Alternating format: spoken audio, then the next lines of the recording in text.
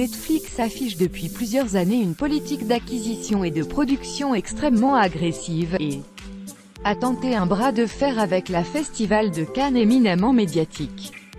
Mais sa victoire est loin d'être assurée. Vous allez voir, c'est que vous allez voir. À quelques semaines du Festival de Cannes, l'affaire semblait entendue, Netflix, refoulé de la compétition officielle en raison de la législation concernant la chronologie des médias et ultimement le souhait affiché du festival de ne pas sélectionner en compétition des œuvres empêchées de sortir en France sur grand écran, était le gagnant symbolique d'un terrible bras de fer. La croisette apparaissait drapée dans des principes qui risquaient fort de pousser des œuvres de premier plan dans les bras de la concurrence, notamment Toronto et Venise, ainsi que South by Southwest. Pendant les célébrations cannoises, les bruits courèrent.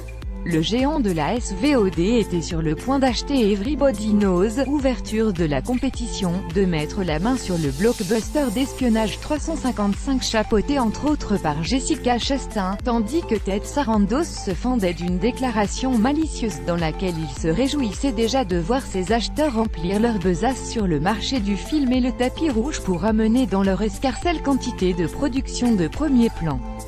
Mais les ambitions de Netflix semblent avoir tourné court. Déceau pas déceau, c'est le Hollywood Reporter qui s'est fait oiseau de mauvais augure et a rapporté le premier que la gourmande Major s'était visiblement cassé les dents.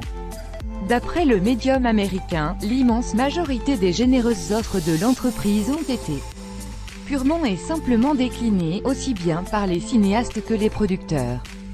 D'après les propos rapportés d'un acheteur de très haut niveau, artistes et producteurs seraient de plus en plus hésitant à s'engager aux côtés de Netflix, essentiellement pour une question de droit. En effet, renoncer à tous droits sur leur œuvre contre un paiement, certes sensiblement plus élevé que chez d'autres acteurs de l'industrie, n'apparaîtrait plus nécessairement comme un Eldorado. Au final, Everybody Knows, Birds of Passage Arctic, et toujours d'après le Hollywood Reporter, bien d'autres œuvres ou metteurs en scène de premier plan auraient purement et simplement refusé les offres de Netflix pour se tourner vers les acteurs traditionnels de la distribution. La Major de la SVOD ne repart toutefois pas bredouille, emportant dans son catalogue Girl, Caméra d'or et Queer Palm, ainsi que œuvres comme Lazzaro, prix du scénario. Des prises pas tout à fait anodines, mais à l'exploitation limitée au territoire nord-américain et à l'Amérique latine. Voilà qui fait bien peu pour l'acteur le plus puissant en termes de capacité financière.